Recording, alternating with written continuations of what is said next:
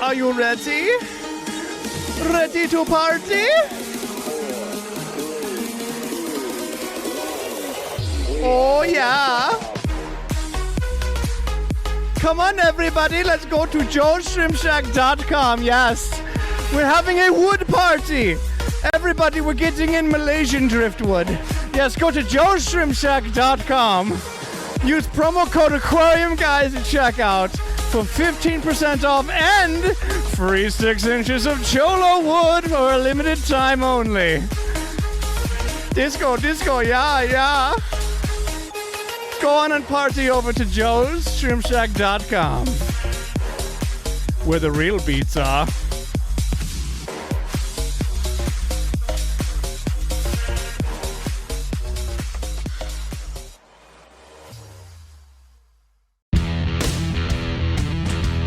Welcome to the Aquarium Guys podcast with your hosts, Jim Colby and Rob Zolson.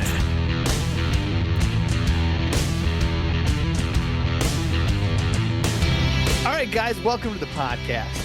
So this week, Jimmy got to pick what we're doing. So for those that don't know, I want to give you a little bit of background after we do introductions. I'm Rob Zolson. I'm Jim Colby. And I'm Adam Elishar. So to give you a little background on how this podcast works is, you get to hear us giggle, crack jokes, get all these wonderful guests. We are very blessed as a podcast. Very we blessed. get. And, there's a lot of background work. It's not just, hour and a half that we sit on here bullshitting. It's a lot of work going in through editing. That's why we have Scrap the editor. Thanks, Scrap. Word. Thank you, Scrap. No problem. And the other part of it is the amount of effort and time it is to curate the content. Like, for those that, no matter what content you do, if you're a content creator, I want right now to reach back and pat your right shoulder because you deserve a pat on the shoulder. Content creation takes so much time and effort beyond just editing. Just coming up with the material is difficult, and playing phone tag with people for guests. So you want to know what we do? It's 1.5 hours a week, and then times it by all the free time we can find to wrangle in content. So Jimmy got to pick it this week. I He decided to help me out, relieve some pressure. I pulled it out of my butt. And it was a great topic, in my opinion. So today we're going to be going over patio ponds. Oh, I was thinking it was going to be the first one I picked. Oh, licking frogs? Yeah. What frogs I give was you the okay best with time? that one. I was good with that one, but You Rob are shot it down right sick away. bastards, all right? What? Just licking frogs, the podcast. Toad licking. See, this is exactly what I'm talking about. The amount of time it takes to get stupid ideas like that What? kept out of the podcast alone is just all my time and effort. So excellent choice. So we're going to dive into that in a bit. But if everybody wants to join these podcasts, we've been trying to do them on Mondays. Last 2 weeks, Jen went in the hospital. Now this week, my wife's car had an engine fire and blew up on the highway. Blew up, sir. So we're doing our best to do these Mondays at 7 Central. Come join us on Discord. Go to aquariumguyspodcast.com. You can come listen to this live. This is the only way you can listen to it live right now until Spotify becomes a video thing. But come join us. And Adam's got his camera on, and might we say, you look mighty fly today. Oh, sir. you look. Yeah. You got like that sexy ass 5 o'clock shadow, like you should be in some underwear commercial. You should take your shirt off and just show us your pecs. Right, and then Yeah, he's got do it. like sexy Do it. off shades, No. like he owns stock in Dubai or something. He looks like that. Yeah, I go with Right. So now that we've officially turned the brown guy red, Jimmy, you got any news this week? that. I am just super stoked. I've got some new koi coming on Friday. New koi. I have some new koi coming, and they're going to hand pick them, and they're going to send them in for my pond, and so I'm super excited about that. And finally, I can evict my 4 to 5 inch comets that were just in there as an experiment to see if they do okay. And now we've got some koi coming in from Ozark Goldfish out of Missouri. They offered to go out and hand pick them for me today, which they normally don't do, but they said because it's for you personally, we'll do it. And Well, I mean, it is the Colby. I mean, you give what naked man wants. That's what yeah, we're saying. exactly. So my news is I got some new koi coming in. They're going into my pond. My pond's doing quite well. I bought a nice filter from Rob's, and we did some plumbing over there, and we're doing a little more plumbing before the fish show up. The garden around the pond is doing very well, and we got a couple inches of rain last night, and everything's looking pretty green around here. So pretty excited. What color are they? Are they those cow koi that like you like to call like? You'll have to wait and see. You're not going to tell? No, I'm not dare going to tell you. you. We're gonna have to have Ozark on the podcast so we can Yes, I think we could probably talk. Have them give your ordering secrets. Yeah, we actually Yes. could talk to them. If you want some good quality goldfish out there, Ozark Goldfish do a wonderful job. You can buy some 4-inch comets that are beautiful for under 50 cents. Turn around and retail them for $7.99 and make a lot of money. So And these are wholesale only. You have to be a pet store or wholesaler to be able to purchase from these people. So if you're a pet store and looking for the best koi and goldfish, they got to sponsor us first before you order. So wait for that. yeah, we ain't giving them a plug until they send us money.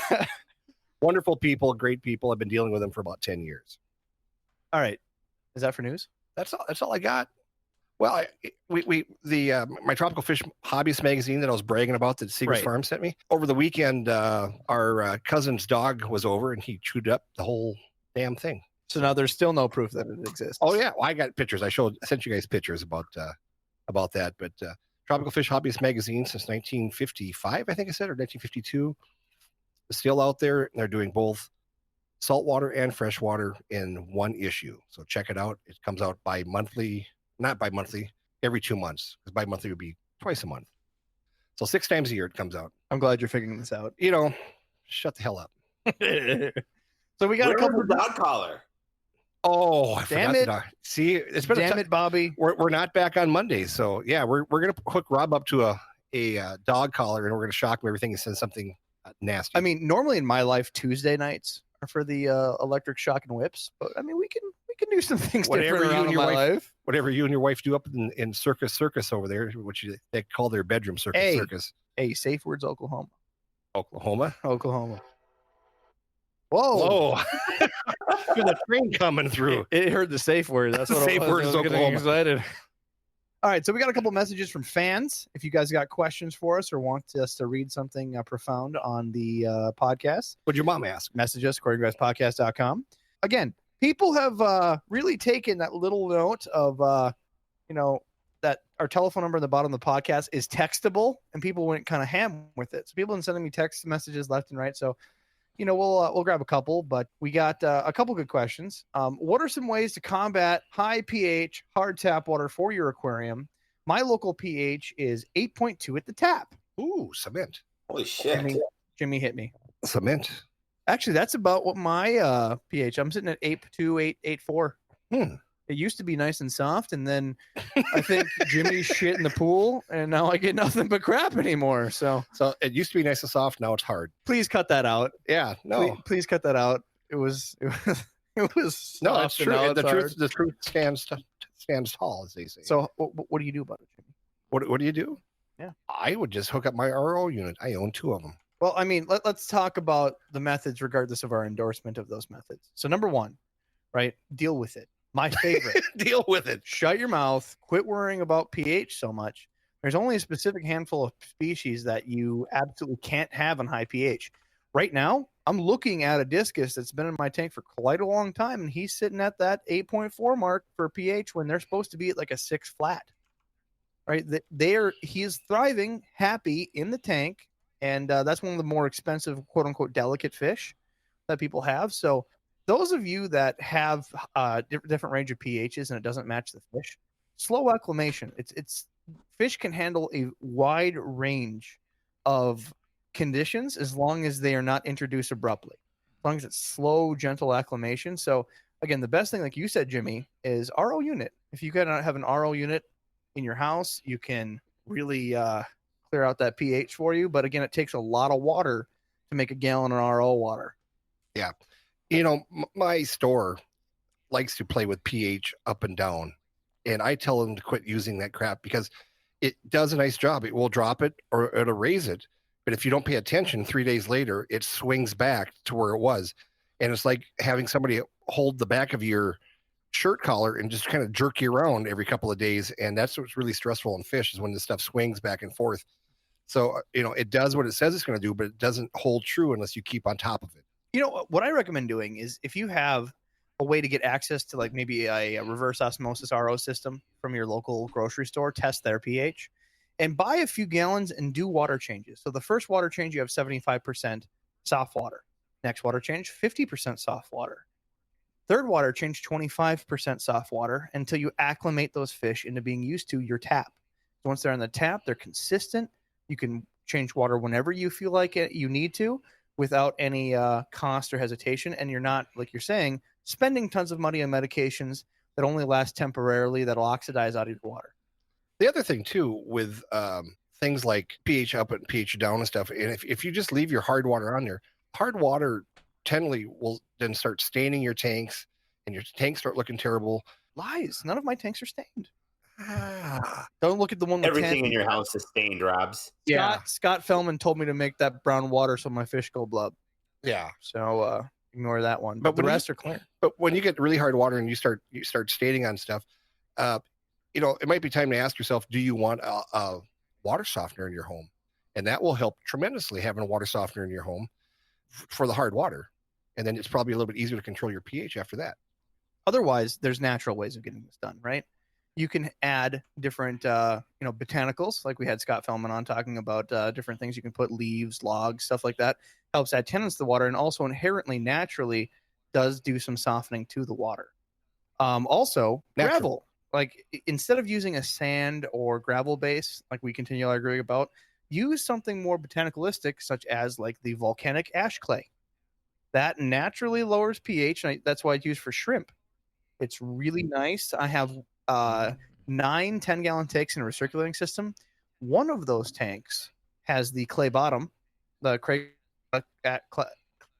ash clay in the bottom, and it lowered all the pH in the entire. It's all recirculating together. So find natural botanicals to help stabilize. I think that's a better method than anything. Otherwise, just do your best to do slow acclimation from a pH. Get them to your tap and keep it there. What do you got, Adam? You got anything on top of that? No, you guys kind of covered everything. I had one that I was down in West Virginia, not too far from Dabby recently, and I stopped into a little place called Stuckey's Guppies, and the guy said to use clay. You said clay, volcanic ash clay.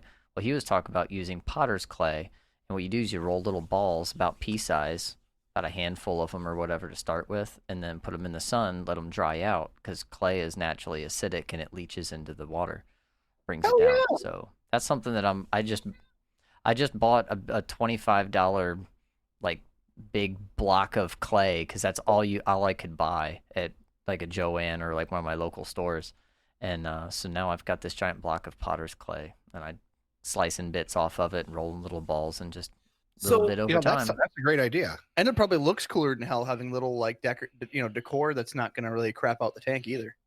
You can have fun with it. You don't have to do balls. Well, you're not firing them. When you fire clay, that's when they stay hard. But when you just roll them and dry them out, they actually dissolve into, not really dissolve, but they break down Here's into a your thought. substrate. How kids want to get into fish. Why not have a more natural aquarium for your kids, and just have them, take potter's clay and make little figurines for your aquarium. It's natural for the aquarium, lowers the pH, and kids get to have fun. Unless you fire it. Yeah, I mean, You can just watch the little snowmen melt. There you go. I like that. Frosty going right down the titty. Frosty the Clay Man. Anyways, good question. Scrap, thank you for sending that in. Next message we got, and again, you get to curate some of these. So I got an absolutely massive long list from a gentleman named James from Daytona, Florida. James is what we call a super fan. And aquarium guys, absolutely love the podcast. Wish you had more episodes to listen to. I dust each episode off wanting more. Kudos to you, since my attention span is that of a goldfish. What if he poops like a goldfish? Right. So there's a ton of questions here, and it really came down to there's so many questions to go over. I probably just have to pick a couple. But this particular gentleman, James, in Daytona, Florida, is investing in a fish store. He's not scared of COVID. He's a real man. So he decided to take a good lump sum of money and start investing in some equipment, Mars units, frag tables, overflow tables for plants. And he's planning on opening himself a fish store in the area since his area cleared out due to COVID. So kudos to you, James. We wish you nothing but the best. I will continue helping you try to set up that store of yours. I know you have plenty of other questions, but some of his questions, were like, what to put in sumps. So I'm going to use those as topics for future podcasts. But If you're looking to do a store, it essentially came down to what was your like number one piece of advice for opening a store. Don't. As he did this, Exactly what I was gonna say. as he did this, the podcast just released of Adam talking about owning a store. So he instantly listened to that and then came back. But just to re-clarify to answer his question, Jimmy, if you're going to give him one piece of advice, what would that be? One piece of advice? One piece. Oh, let me think. You want to make your store the place that people will drive for 100 miles. You want to specialize in something that nobody else in the area does well. You know what I mean? Like we talk about our friends down at Forest Lake, and they've got stuff there that you don't see anywhere else. You know what I mean? Right? I mean, that's the destination store is what you want. Destination store. I mean, Yeah. Forest Lake, Adam's probably, how many hours away are you from Forest Lake? We're 4 hours. Well, before I was like 5, but now I'm like 2 hours away. Right. And Two we and a all half. still go down to Forest Lake because they've always got something really cool. They're the only place you're gonna go over and see that many different kinds of rays, different sizes of rays. They're really into the fancy bettas now. They've got all kind, they've got a lot of koi angelfish, a lot of orange angelfish that you don't see very often in a lot of stores and stuff. And there's something new every time I go there, and they do it very well. Shout out to Chris and the boys down at Forest Lake Pets. So, Adam, what is your one piece of advice for this gentleman that is investing so much into a pet store? Focus on quality and build up your reputation. Because if you focus on quality and build up your reputation takes years and years to build, but then it can like crap out in 30 seconds. So try to bring in the quality stuff, become a destination store, and then definitely, have a set policy list of, and trying to, I mean, there's always shades of gray with your policies, but definitely have a steadfast reputation for quality and, that type of stuff. That's where you're going to be good. There's breeders, reptile people that I know that aren't really well known, but that, and fish people too, and bird people too, that I know that what you're going to get, and they'll stick by your word. And then there's these flash in the pan guys that come in, they bring in something cool once or twice, they sell it for big bucks, it dies, and then they just, oh, too bad, deal with it. And so people don't go to them, and then they go, well, why did my store close 6 months later? It's stuff like that. You gotta focus on, you go into it for the animals, but it actually has more to do with people than animals, if I were to say anything. The one of my biggest peeves when I walk into any of these local shops, and there's only a couple I'll go to because the rodents and ferret. I love ferrets. My niece has ferrets, but they make my allergies just go crazy. And when I go into a shop and it smells dirty and it makes my allergies go all crazy, I hate it. I don't want to go back. If it's dirty, that's a no-go for me. But I found one spot, luckily a few blocks from me, that's really good. And, keeping fish, no allergies, blah, blah. You're going to have those kind of customers that are trying to keep some kind of pet that's not going to, agitate them. And also on the whole note of reputation, being a musician and doing my fair share of dive bars, it only takes, like you said, that one place, that one time to have that thing that happens where it gets around. And no matter how many times a dive bar changes hands, it always has that reputation. And most people don't know when people are trying to make someplace better because you're always going to have that clientele. But I know it's not necessarily clientele on your pet shop, but I guess the same principle applies. I mean, I'm going to keep this anonymous, but by us, we have a local pet store. I don't put names when I shit on people, but when you walk in, all you smell is this overwhelming scent of piss and shit. And you go in the back into the aquarium area and you get like mold smells from the water and just mismanagement and details. And it's the worst thing. You want a person to go in, be overwhelmed with how cool this is. Not, oh yeah, that's right. That's why I don't have a pet. And then they walk out. Exactly. The other one thing too, I would suggest, me being the old guy on the podcast, I'm slowly been listening to Adam and Robbie about doing the everything you can on the computer to let your customers know. And our friends over in West Fargo um, have a nice little thing on Facebook, and they let people know when they have new shrimp in, and they'll go from having $1,000 Saturday afternoon to having a $3,000 Saturday afternoon just by sending it out on Facebook. So by using these tools that are basically free, you'll have your base of your 50 customers that spend a lot of money in your store, and give them first shot, give them an email or give them a shout out via the internet that you've got something in new, and give them first crack at it. And then a couple hours later, then release it to the public, have two different lists. But take care of those people that take care of you, and go on and make some money. So we got Jimmy gave us the recommendation of make it a destination store. Adam said make sure you have a quality up. Scrap said don't let it smell like piss and shit. I'm going to go. I said before that know the amount of time it takes. You're going to have 90 plus hours individual weeks. It's too late. You've invested in it. You're going to do it. So I'm going to change mine to instead keep it in your hands. Adam even talked a little bit about not owning the location and having rent go up. Those things that if you can control the assets and you know your costs, if you succeed when you're renting, they're going to raise your rent. If you're not succeeding, they'll still raise your rent. It's eliminate the variables as much as you can, especially in a high shrink business like fish. And that's how you'll stay successful, especially in the early days. Yeah, the only thing you can control basically is your labor and the weather. That's the only two things you can control: the weather and labor. So last thing before we start talking about patio ponds is we have a question in live from Pitbulls and Platies. Says, Adam, what is your favorite brand of kombucha, you filthy hippie? I already said it. It's Synergy. Synergy? I thought that you were just talking about some like horrible business pitch. No. It's Synergy. It's awful. Is it spelled S-I-N, like sin? I think SYN. Oh, okay. Yeah, just like so I it's don't not know. that. It's good stuff. just like the marketing campaign. Probably. Anywho, so shout out to James. We'll hopefully see your store soon in Dayton, Florida. All right, patio ponds, Jimmy. This is your plateau here. Not my Your plateau. platform. It was not your my soapbox.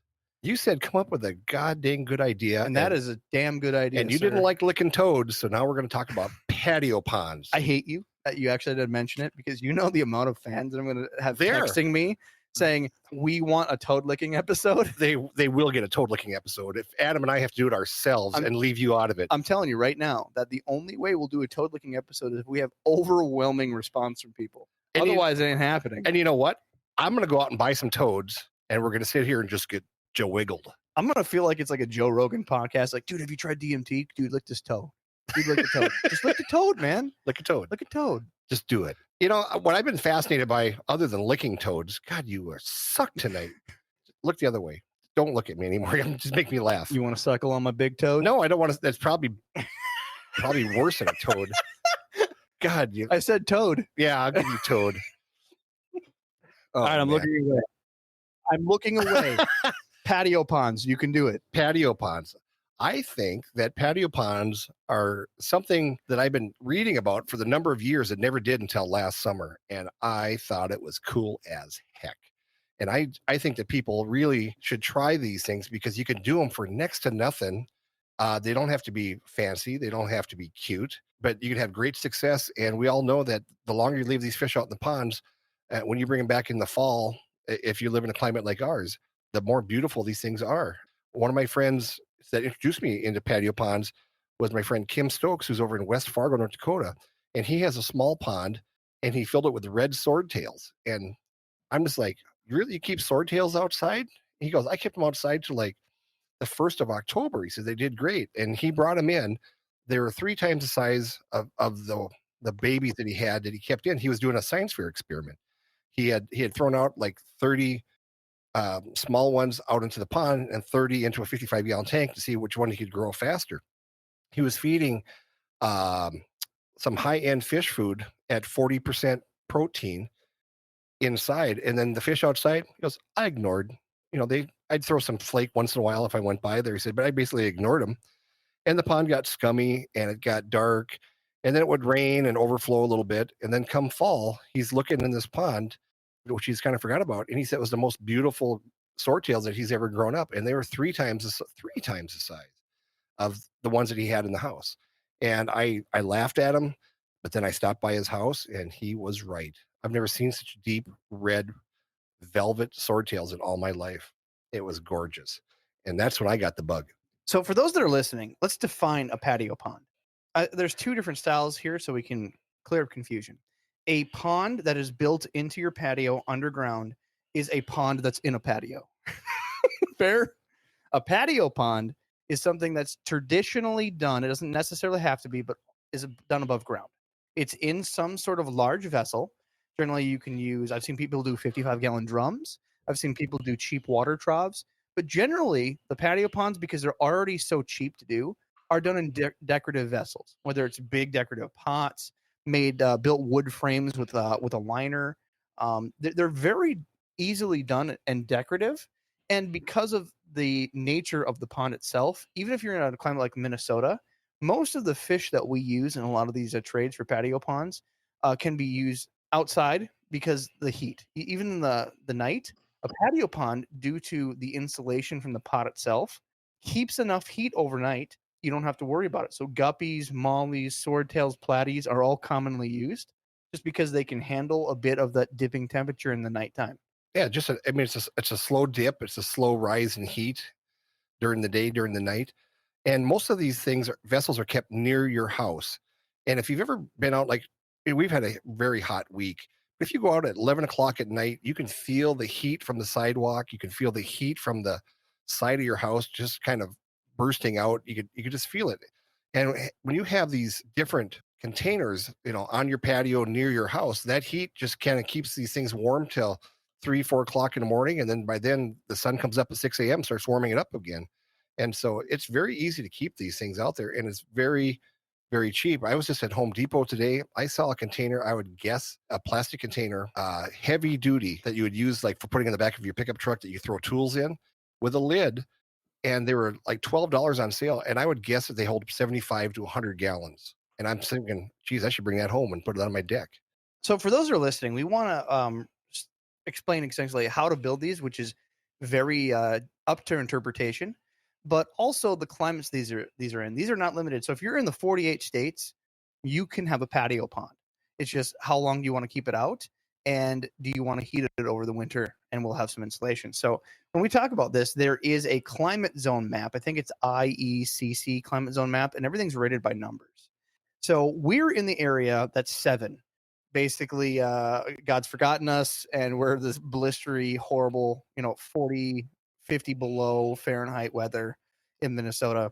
And we're about the extreme as you get. So if we can do it, anybody in the 48 can do it. Even I know some people in Alaska that do it.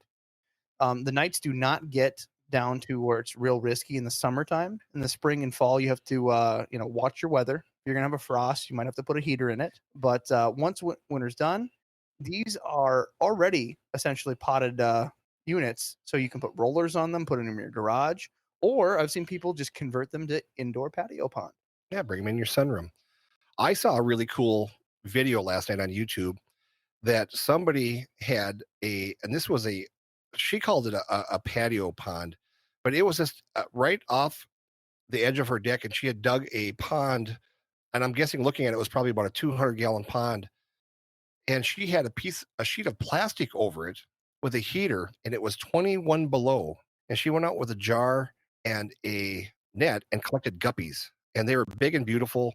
And I think she said the water was 55 degrees out there, and they were just fine because they had acclimated that. But because of that one particular one was in the ground, that ground really insulates very, very well. And just a small sheet of plastic over the top of it was keeping it warm enough for these guppies to survive, and it was 21 below. Let's go over what it takes to build a patio pond.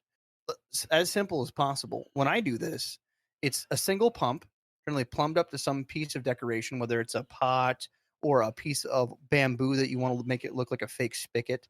Just something that makes a minimalistic pouring water feature, because that's the way, again, you're going to get oxygen in the water, is the movement of it hitting the surface of the actual container. Let's pick on something like a 55-gallon drum or a big clay pot that's lined. Having a single pump in the bottom, that is something big enough where it can take little pieces of debris and flow through, but yet small enough where it's not going to make a giant shooting fountain water feature Yeah, you can take is what you're looking for. a real small power head works well. Just a small power head in the bottom, making sure it has at least a cover so it's not going to suck up fish in there. Sponges on the tips work well, just covering the pump head. You just got to make sure to clean out those sponges every few days. Otherwise, you can have no sponges at all and just have it flow. The beauty of these is because they're outside, you could just go out there every couple days and change the water. Water your plants with it, use it as a scoop, and just keep on changing the water continually. And that's what most patio ponds are, is filterless units. They have a lot of plants. They just have these water motion, the water feature pouring into the jar itself, into the container for the oxygen. So there's no air pump required in case it gets real hot or direct sun for a period of time and the oxygen dips. And that's essentially it. Besides that, you can have any substrate in the bottom to begin plants and then just do floating plants. You can do duckweed and scoop it out every now and again. And again, that splashing water will keep the duckweed honest. So you won't have a real over control of duckweed. You can do pond lilies.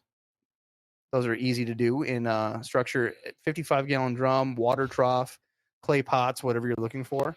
Water lettuce, water hyacinth, anything you want. I've been putting spider plants in the top of my tanks in the summertime. Putting out those decorative plants is fantastic.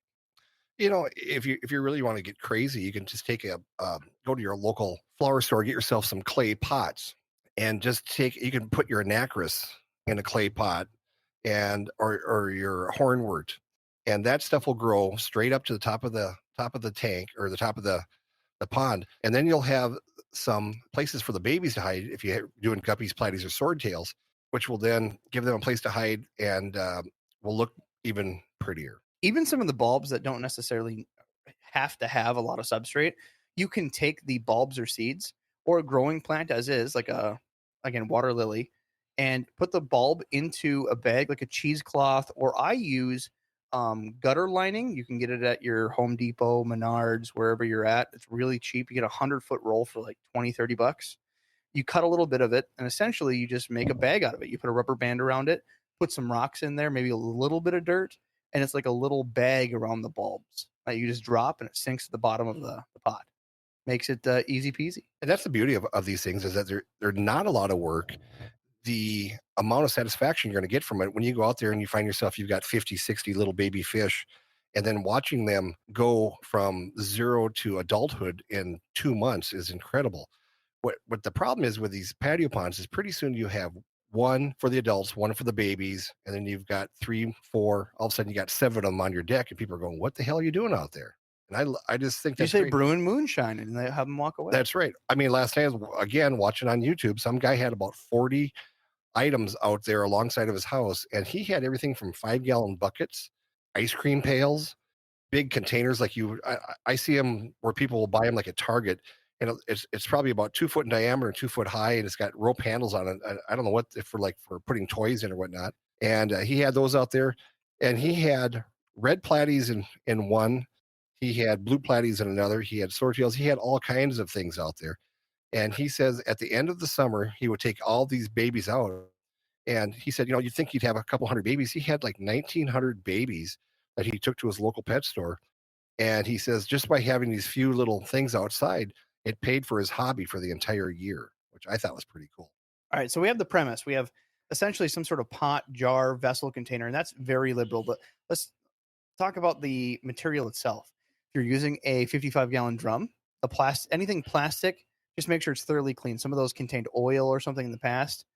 I don't know how you're going to get it clean enough to have a tank, but there's a lot of people out there that'll go in there with a toothbrush and clean them out. But just make sure you're getting all the residue out of a recyclable container. Otherwise, anything that's pet plastic will be just fine to use. In fact, it'll take a lot more flexibility, and maybe you can leave it out empty in the winter without a whole lot of fuss or worry. Cattle troughs are great.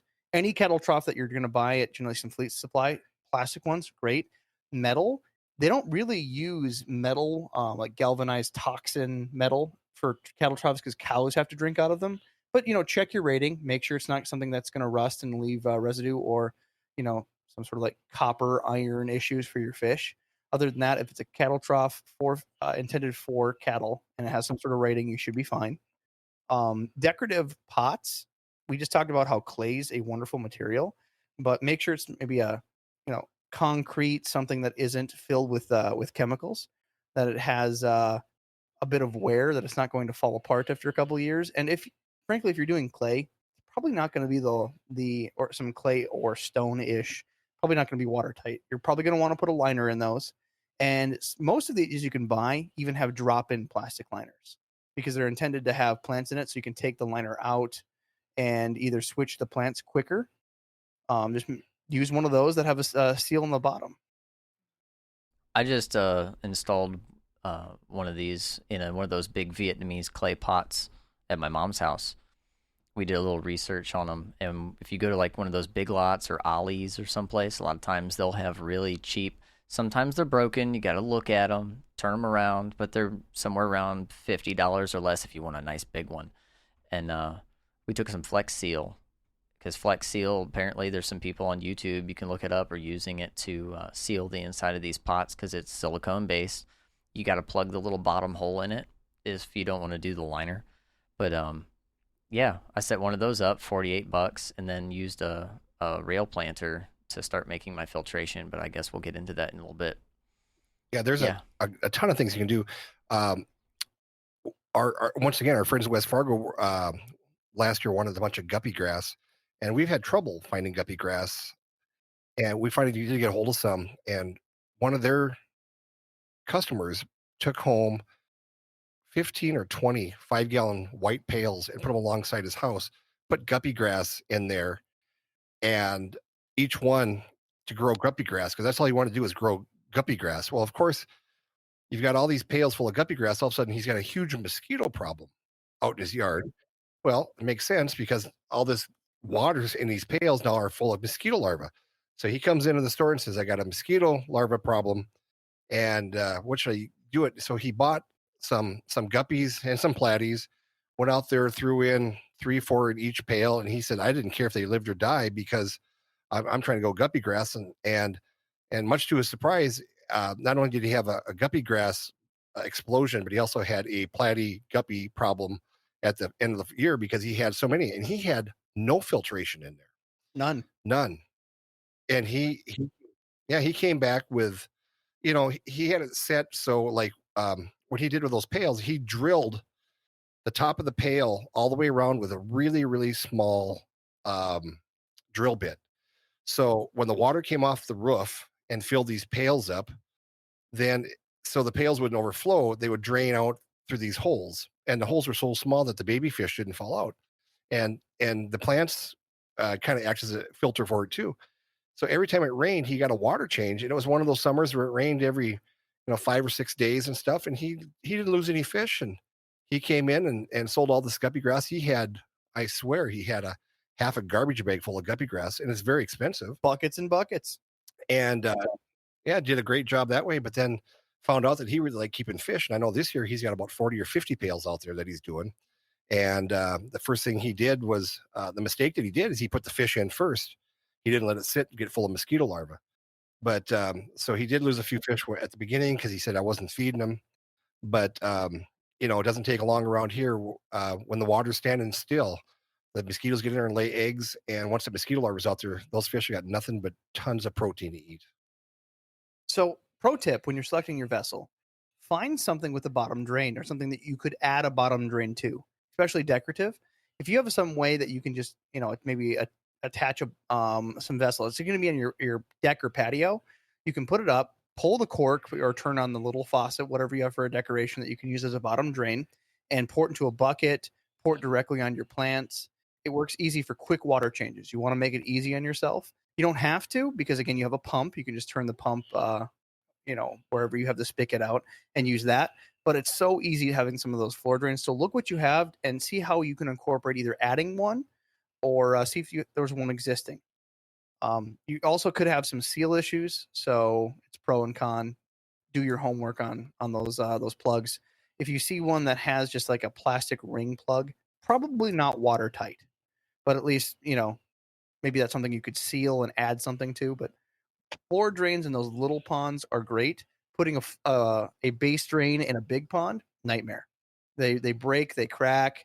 Even Greg Woodstock was on, told us that was not a thing to do. But these jars, much easier pots or containers. Check that out. But Yep.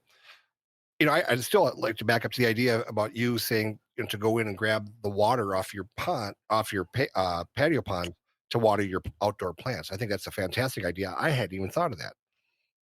I love there's so many different ways that you see. If you can just type in patio pond on Google, you'll see an absolute array of different pictures of people doing patio ponds. And I got to say, my favorite is just that simple, bamboo spigot. You can buy decorative bamboo from different craft stores.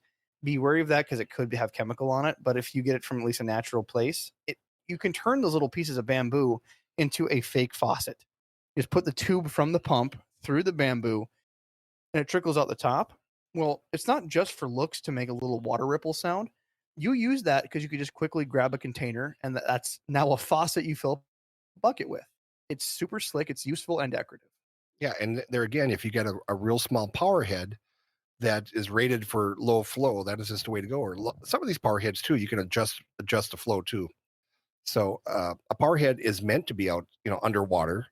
And so as long as you've got it plugged into the right plug-in in your patio, you shouldn't have any problems. Heck yeah. Let's talk about some fish species to put in the patio ponds. Piranha. Big piranha.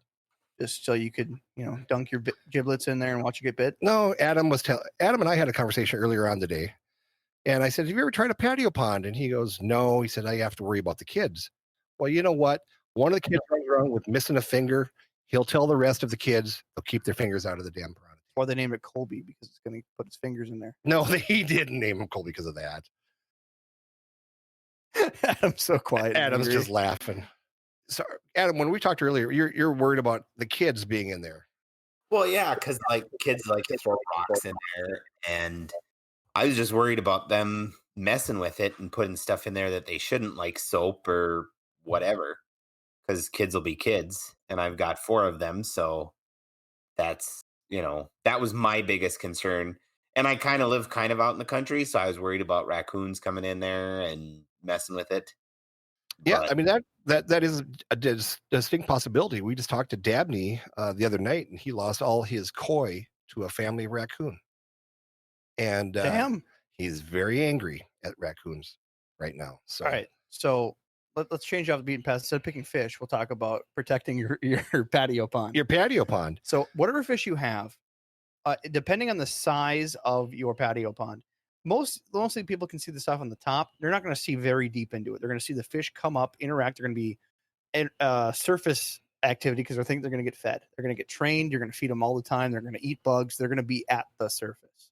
But the moment a predator comes, where are they going to go in a patio pond? So you need to make yourself cover. And the best thing for raccoons is taking an old milk crate.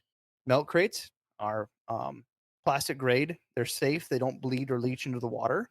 And they have the perfect slots to let even large size fish go in and out of them.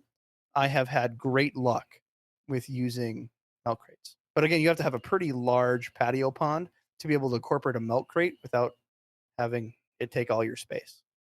I'm just going to do what Dabney did. I'm going to have Dabney sit on my front porch with a shotgun. Yeah. And that'll take care of the raccoons. No, HBO will take it away. Too soon? So, yeah. But, when Adam first said, he's concerned about the kids, first thing I thought in my head was safety because, he's got one pretty young one. A small child can easily fall headfirst into a 5-gallon pail of water and drown. And we don't, no, serious. Isn't that true? It is true. Yeah, it's not funny. It's not funny at all. And we don't want that to happen. So, I mean, you have to know the age of your children and that sort of thing, what you can do to keep them in or keep them out of the pond and stuff. So that's the first thing that came to my mind. I wasn't thinking that they're going to put Dawn soap in there, but I guess your kids are pretty freaking reckless. See, I'm teaching them to kill these Japanese beetles that are around my house and eating all my plants. And so they know to put them in the soapy water, and I'm just afraid that they would put the soapy water in the tub and then throw the Japanese beetles in it. But the drowning thing was the other one. I would be very concerned about that. So I feel like your situation in particular, especially because you're teaching your kids to kill beetles, it's extremely unique. Well, there's not a lot to do in small towns. So, No. I mean, if beetle killing's all you got going on, That's all you got going on. Due to COVID, and then they literally took away the only fair that comes once a year, the Watermelon Fest. The kids are bored. And so now now as a dad, are you paying these children to kill the Japanese beetles? Yes, but then they get dad tax. Let's explain to everybody what dad tax is. You just take whatever you want back. That's how that works. It works more for Halloween. More for dad Halloween. tax, where you take like all the good candy that you want, like Snickers and Sweet Tarts and stuff. Right. What kind of authoritarian crap is this? I'm teaching them about government. Yeah, and they get to keep the Mentos. Yep, You keep the Mentos and you keep the popcorn ball, and I'm taking the Snicker. pretty much. What's wrong with the popcorn ball? Razor blades. What? Yeah, haven't you ever heard this? Post-apocalyptic utopian hell do you live in? Well, when I was growing up, back in the day, they used to give away. People would give you popcorn balls that were homemade, that were fantastic, and then in the bigger cities, they started putting razor blades or pins or needles in these things, and just being a-holes. And so now you don't ever get a good popcorn ball. So if you get a popcorn ball, you probably can figure it's just going to suck anyway. So let the kids have it. Just don't accept anything that's not pre-sealed. And if the seal's broken, throw it out. That's it. Pretty much. Are we even going to have Halloween this year because of Corona? I just heard today they're talking about, because of the coronavirus, that Black Friday was not going to be a thing this year because the stores don't want crowds in their store. Cyber Monday is still better. Oh, Cyber Monday will be dumb. Yeah, because they're just going to, everybody wants to, all these big corporate leaders have gotten together on Skype or whatever they do, whatever that thing is on the big internet. And they've all decided that they don't want to be responsible for having large crowds of people, because people are so happy and they're looking for somebody to blame if they get the COVID.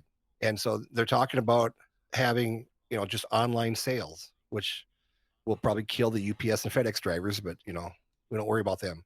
So going back to what species of fish you can put in these patio that's ponds. right. We're doing a podcast. Yeah, we are. Wow, that was a rabbit trail. Holy cow. I like guppies, and I like the Dumbo guppies, because when you're observing the fish from above, like a koi, like a butterfly koi with the wider fins and stuff, they're so beautiful from above. And of course, with the pond, your little patio pond, you're looking at all these fish from above. You're not looking from the side. And I think that's when you really can see some really cool looking fish, is when you get into the Dumbo guppies, which have the large pectoral fins. You're just secretly thinking that they're waving at you. So you know that. Or flipping me off. One of the two. Well, how about this? Because there's a lot of different solutions that we're going to come up with. So let's do it in 3 categories. We have cold water fish, such as goldfish and koi. Fantails are a great solution because patio ponds are smaller than using koi. Koi should not be in a patio pond that's rough size. Do your measurements, know how big your vessel is, and that koi get 30, 36, 40 inches, right? They do grow and they grow fast, not necessarily for these smaller patio ponds. So again, cold water fish. We have tropical fish, such as your guppies, your mollies, things, but these are a little bit hardier than like a discus. Discus is not going to survive through like a 65-degree night. It's just not going to happen. Not well at all. Because what was the ratio? Is the temperature, I think, gets 6 degrees colder than the air. So if it's 65, it's like what? 59 probably. Right. Guppies, they can survive a night. Again, there's insulation in the vessel itself. They can make that through a night in the worst of night. Some species cannot. We have kind of like the mix between both worlds of, they don't look like the cold water fish, but they're technically cold water. They look like the tropical. Like a white cloud is by far the number one best fish I can think of to put in a patio pond. White clouds come in a variety of colors. And if the white clouds that we normally see are kind of red with some yellow, but I think for a patio, if you want some fish you can see, go with the gold ones, the gold white clouds. They're pretty. And they have the long fin ones too. Yes, they do. And there you can really see a beautiful fish from above, and they'll do very well. They can take extreme temperatures, and that is a very popular fish that people use.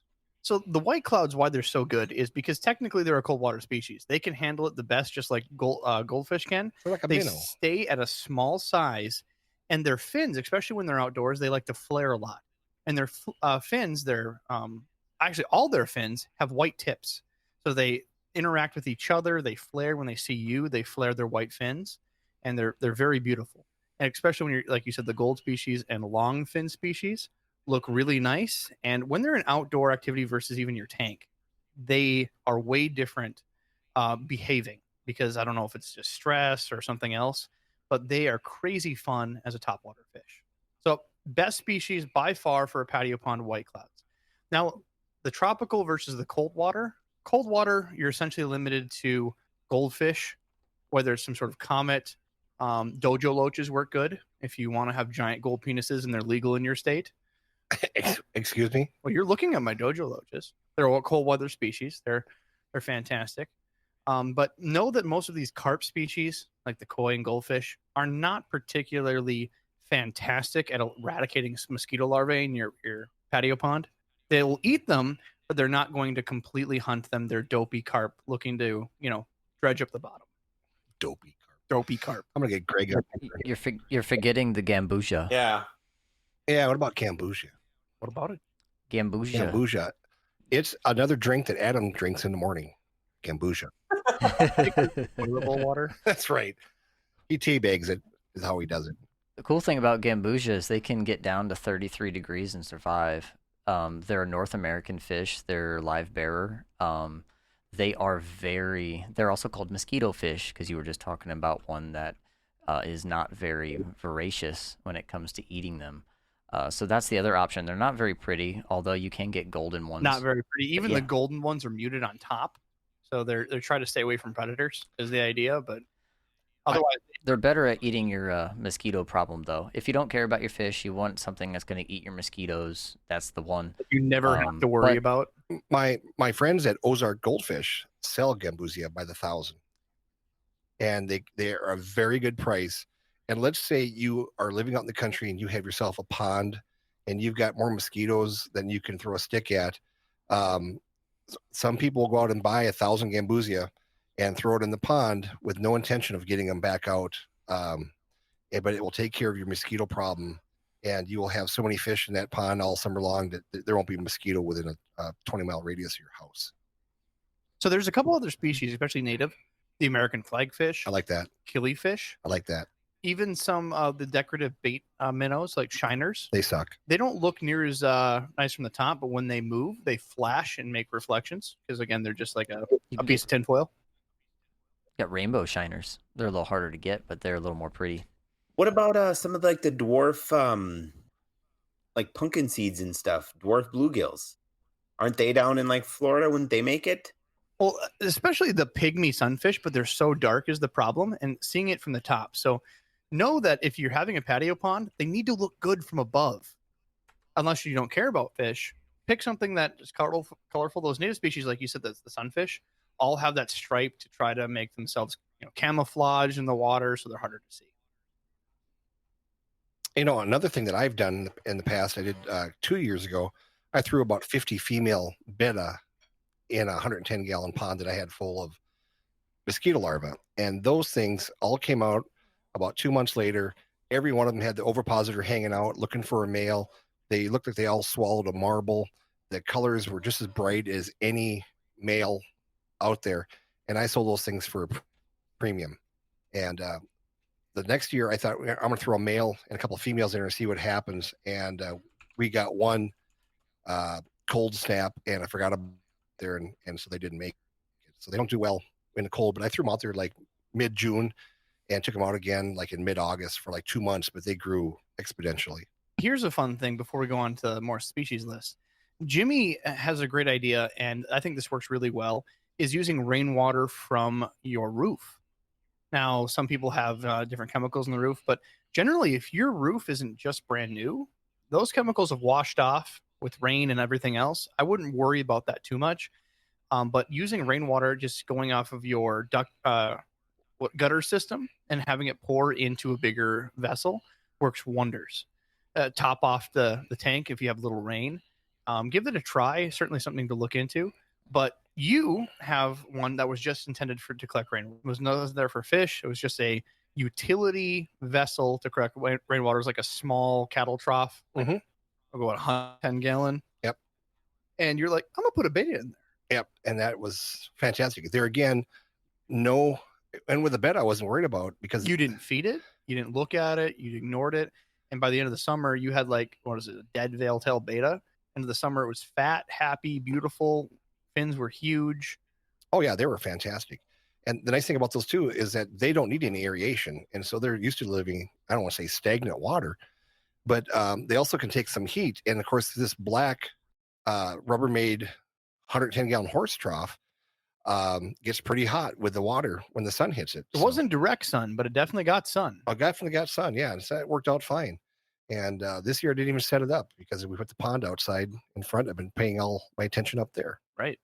So certainly think about that as well. But no, betas are a great option. And then any of those like paradise fish, even some gouramis that can take more abuse as far as heat goes. And know your area. Even if you're in Minnesota, as long as the nights get 65-ish, even down to 60, most of these species are just fine. So watch your climate. And as far as other fish, I throw common plecos in almost all of these things. They grow 3 times faster, but they take a beating. I've had common pleco actually all the way till cold fall, and I take them out with koi. Yep, and they're pretty lethargic by then, but they you put them back into your aquarium and they slowly warm up and they do just fine. So as long as everything is gradual and temperature swings, which for the most part outside always is, unless you get some freak storm that brings in some really cold rain and chills everything up, you shouldn't have any problem. What about shrimp? That's what I want to try. I have not tried it. Have you guys tried it? I'm learning because I've never done this before. So that's why I'm not saying much. I literally have never done this before. Could you put shrimp out there? The only thing I've done is a mono shrimp, and a mono shrimp by their nature default take a lot more abuse than like dwarf colorful shrimp. It'd be something to try, but a lot of those shrimp are so expensive unless you go to joeshrimpshack.com and use our promo code 15% off for aquarium guys at checkout. It's really expensive. That was good. Really expensive to put those shrimp in those containers. So, I mean, if you want to try it, send us a message. But look at it this way. So if you've got a small container, let's throw 10 blue velvet shrimp out there and see what happens.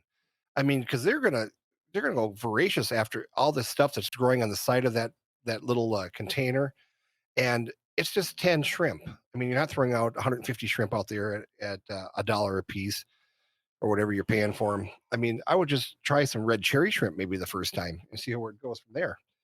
So I think it would be a great thing to try. And you know what? I'm going to try it before the summer's over, and I'll give you a report in September. Wonderful. That's good to know. We've talked about the vessel. We've talked about the fish. Haven't talked much about locations. Where are you going to put these? Patio pond. Put it on your deck. Put it on your patio. The reason those work so well, you're looking for something that's called half sun, meaning maybe it's all sun in the morning, afternoon, and takes a rest.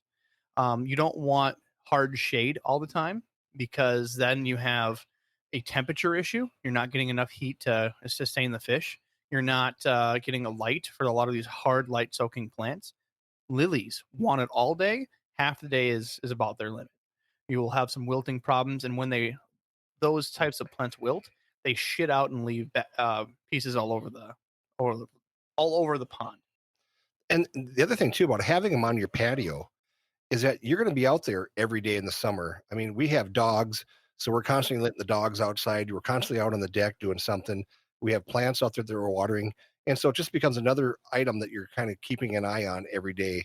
And so you'll notice very quickly that when these fish start getting too cold and they become motionless and stuff, that will probably signal for you to bring them inside and warm them up.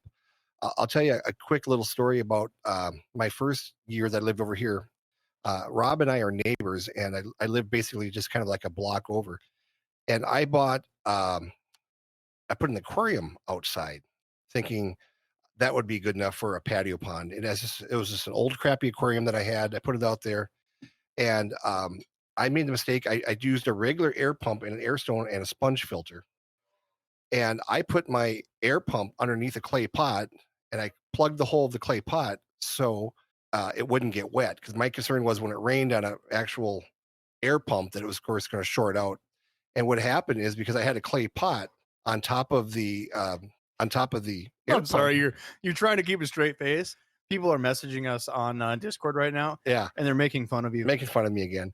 And anyway, my pump burnt out because it got too dang hot. So that was a mistake I made. It cost me a $12 pump or whatever. But another way that I'm doing it this next time is I have a big pump downstairs. I'm just going to run an air line through the wall and put the air line through the wall and leave it there permanently, and then just turn it off come winter from the inside. Easy peasy. But yeah, locations we mentioned before, thinking about using water gutters, but mine is, it's got to be easy. Most of these ponds that you have aren't going to have filters, and you're not going to want to deal with it. You're going to want to use the water changing methods. You're going to have to leave the bacteria in there and continually change water. You walk by, you put the garden hose in the bottom and just turn it on. Let it run over, either that or use that spout at the bottom. Or if you're really smart, you just use that little bamboo faucet you made, you turn it to the right, and it pours directly into your flowers. And if you're in an apartment building, it goes down onto your neighbor's deck. Even better. Yeah. I literally had a guy that was in an apartment building. He had fish tanks, and it's like, oh, dude, let's do a water change. And he grabs his hose and just sticks it out his window, and it really just dumps all over this guy's air conditioner. I mean, the air conditioner takes rain, but can you imagine being that guy just sitting there eating dinner and suddenly just water explodes in your air conditioner window? I talked about it. It's a rental. It's a rental. We don't care. But no, keep it easy on yourself. Keep it by a garden hose. You were saying? I heard of a story of a guy putting a 100-gallon fish tank outside on his balcony. Ooh. And then he filled it up, and as he finished topping it off, the supports for the balcony gave way, and it took out every balcony for like 5 Oh my God. Wee! I hope nobody was downstairs barbecuing. Yeah, do your weight requirements. Do some homework on that. Don't take out your neighbor's patio. Oh my God. Was it a 100-gallon tank, you said? It was like a 100-gallon tank. It was this massive tank, and he's like, yeah. So my buddy was filling it on his patio, and I'm like, why? Well, it wouldn't fit in his apartment, and I'm like, but why was he outside with it? And he literally goes, yeah, filled it to the top and crashed down everything, took out everything below it. Wait. And for those that don't understand how heavy water is, it's just over 8 pounds a gallon. So what was that? 100 gallons? That's got to be 800 pounds, something like that. 800 pounds. About 900 pounds. Plus you're standing there and you're 200 pounds. Yeah, so you're looking at 1,000 pounds. And plus, if the guy is out there standing there and he's got his barbecue grill next to his 10-speed bicycle, next to his curtain with the dogs playing poker, it's a lot of weight out there. Yeah, the guy's char grill's got nothing. It's done. Your barbecue's over. 4th of July is over. I love it. I would love to have seen the insurance for that one. Uh-huh. Stupid is what stupid does. Use common sense when putting your patio pond out there. Yeah. Yeah, just know where you're putting stuff. Yeah, know what's underneath of it. If your deck needs a couple of supports or whatever replaced or whatever, it's been there for a while and it's got a little give in it. Just know what you're yeah, if you jump on your deck using. and the whole house shakes, you might want to reconsider putting a pond out. Now, again, if you're doing these patio ponds and you don't want to do plants, think again. Like, you're not going to have near the results. You're not going to have near the you're near the luck really without plants, because it's, again, there's not a whole lot of filtration. Even if you can put filtration, it's not great in a patio pond environment, and you need cover for your fish, and you need something to combat algae. It's outside, and if you're doing it right, it's half sun. You're going to have algae. If you start right with those topwater plants, you are slowing green water to ever happen. You're giving your fish a place to hide. There's so many reasons to just, even if you have just duckweed, just something simple, guppy grass in your environment. But the topwater plants are the best. And we've mentioned a couple of plants, but my favorite that I've seen people do is irises. Irises are a semi-aquatic species. No one really understands this. I love that song. Grandma has these perennials by Goo Goo Dolls. I know. Let's play that right here. If you insist. And I don't want to. No, not you. Sorry. Please edit him out. No, no, we want to hear karaoke Iris right time. Here. No. It's going to be stuck in my head now. How dare you? Yeah. Anyways, Grandma has these irises. They're perennials, but they're semi-aquatic. You can literally throw irises where there are cattails. So if you take your iris and literally put it on a little shelf, say you already had that milk crate in the bottom of your patio pond, you can literally just prop up and set and maybe bag the roots on the bottom, like we explained before we did with lily pads and lotuses.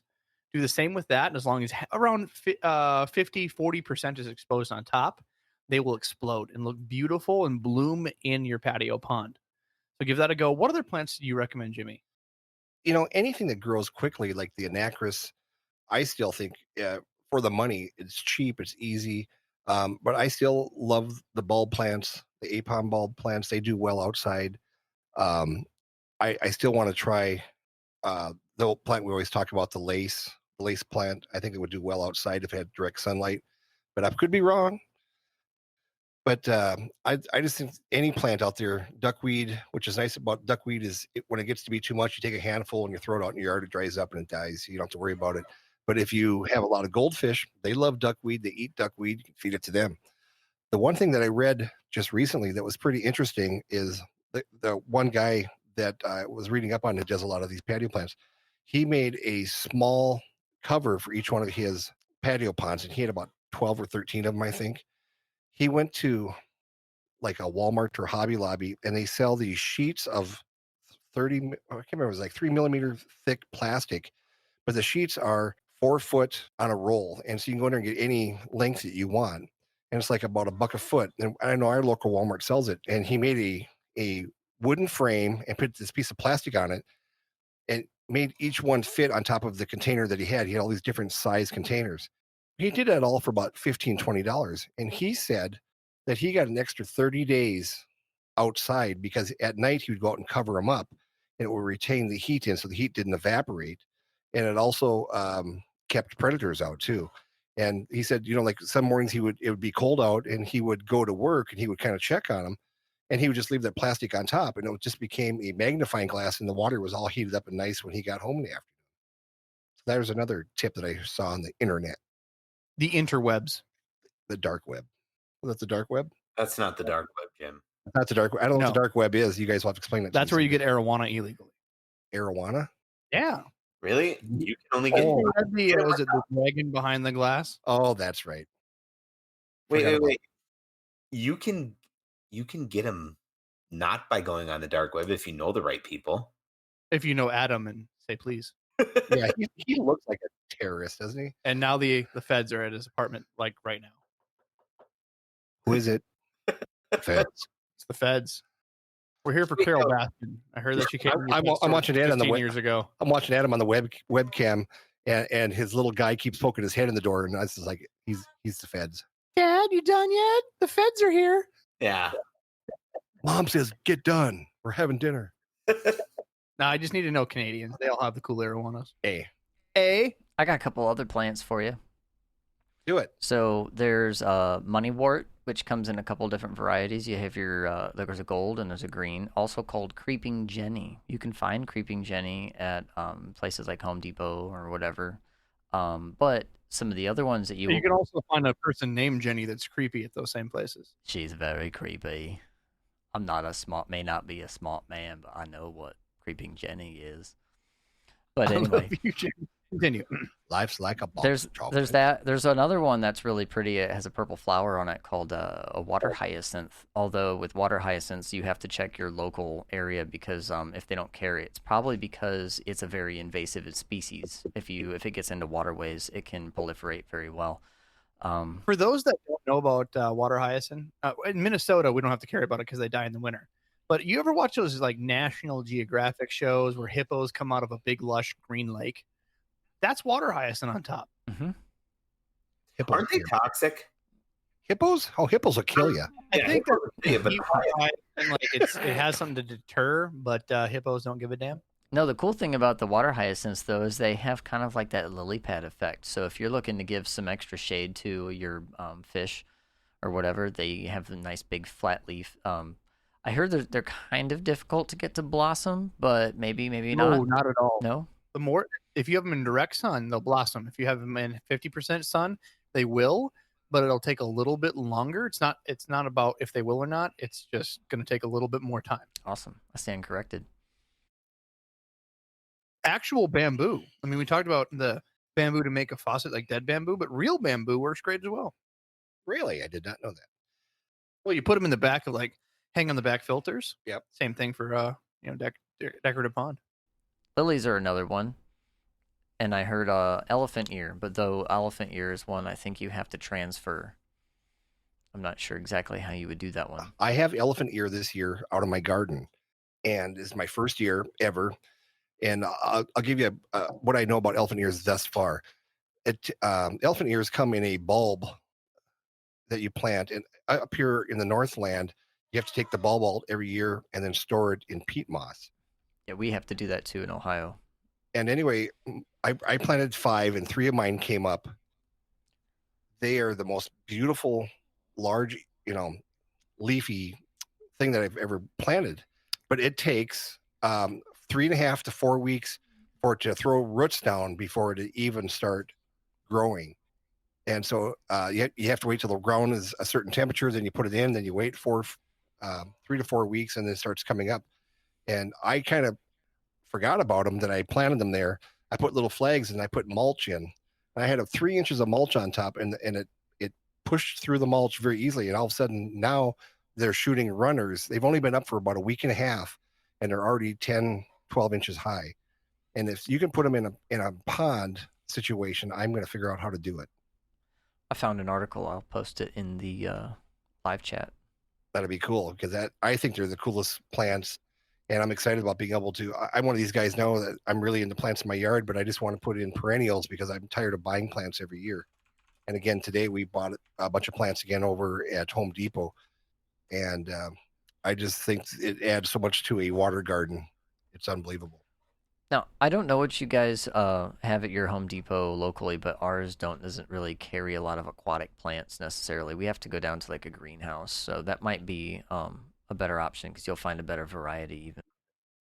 Yeah. Generally, we sell like bulbs, and it's just only like for like 30 days in the early spring before you want to, and then they disappear.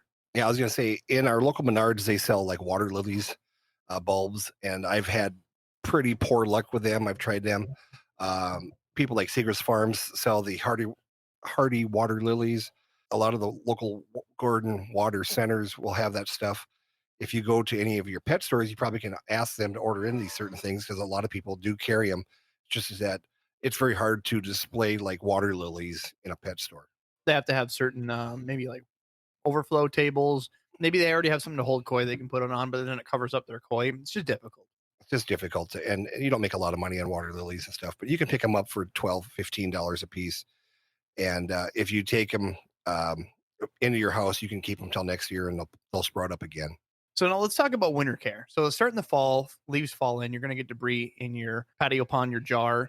Try to put them away from trees if you can't help it. So be it. It just added good tenants to the water, but you may clog a pump. Just keep watching for water flow. Even so, in the winter, because the colder the water gets, the more oxygen it holds.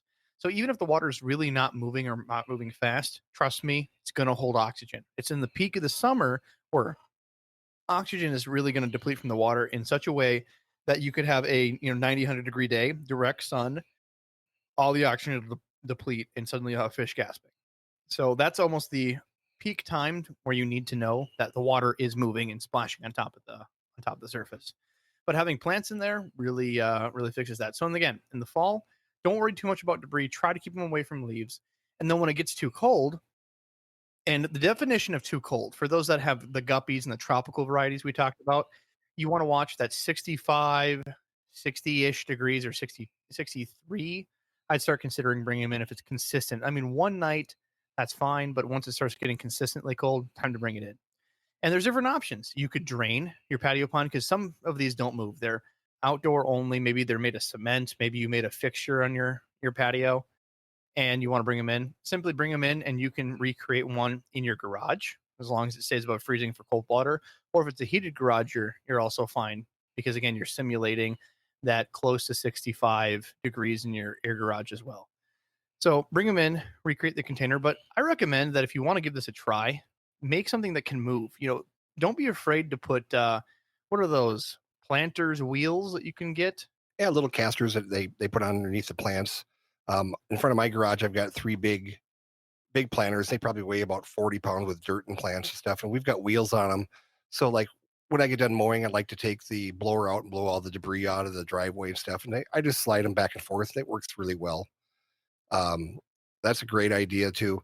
I'm one of these people that I'm kind of anal when it comes to, I like with planters, I have 2 of this color, I have 2 of this color, 2 of that color. But if you're doing a lot of patio, if you get so into this thing, which a lot of people have when I look on the internet, something you might want to consider is finding the exact large container that you like and buying 10 of them and make sure that they're stackable. So when it comes to the fall, you can take all 10 of them down, maybe keep 2 in your sunroom and stack them up in your garage. They only take up 2 square feet, put them up in the rack. And next year you're ready to go already again. I like that idea that you can tear these things down. They don't take up a lot of room in your garage. And next spring, easy peasy, you pick them out, you plop them right where you had them before and start over again. So one of the methods that I saw someone do, they did this for a pond and big pond and a patio pond, is they went to a old dairy farmer and they found a old milk reservoir. It's a stainless steel, food grade because it held milk, and they just essentially popped the top off, and it was just like the 50% container underneath. So it looked like a half a barrel almost on a frame. And on the front, it's got a drain spot so you can just unscrew it. So what they did is they just put their fish in there. They kept it in like a little milk reservoir. I don't even know what they're called, but you get them from dairy farms, old dairy, closed down dairy farms. You can find them on auction, Craigslist, or just ask, hey, is there an old dairy farmer, and just go start talking to farmers. But these are great because, again, they're stainless. The algae will always just wipe off if you ever have an issue. And they last for absolute ever and have a drain out front. So when you bring them into your garage, they fit nicely in the corner. They have a stand. You just leave a garden hose attached to that front spigot, so you can just turn it on and it goes to your floor drain. Certainly look into those. That's an easy, cheater way of doing it.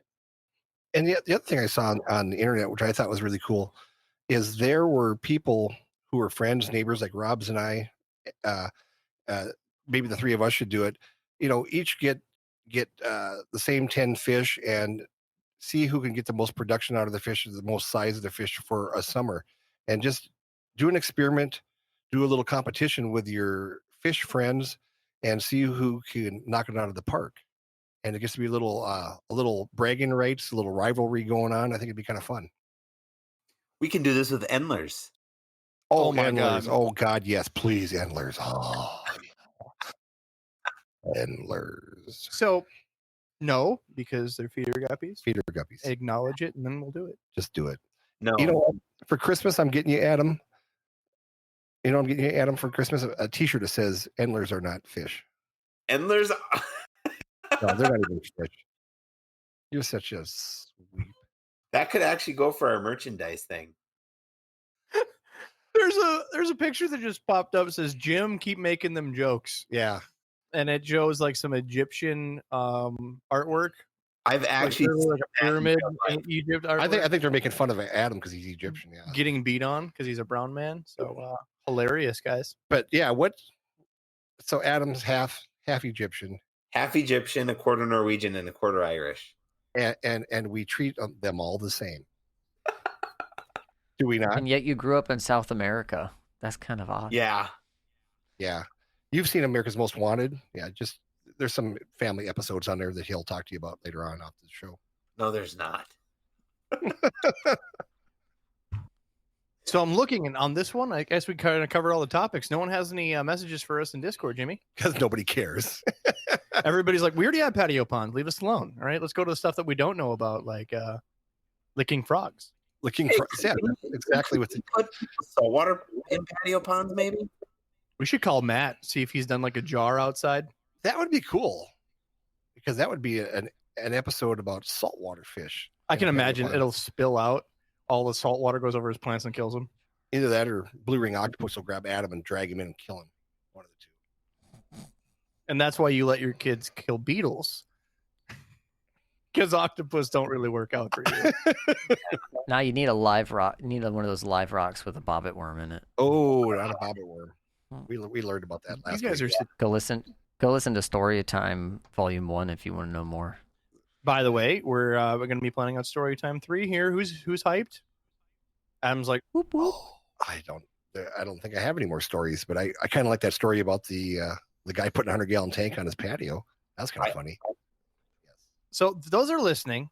if you guys have a topic or guest that wants to be on the show, or you want to be on the Yeah, show, if you got something better than this, we're very picky. All right, it doesn't sound like we're picky from our content, but You we are are. quite picky. Yeah, If Rob, you want someone that's notable or an expert, something that if as long as you have something to share that most people don't know about, that's If what you- we're looking for. We're looking for something unique. we're looking for a toad licking expert. That's what we want. We have a lot of other people lined up, but we're always scheduling out as far as we possibly can with guests.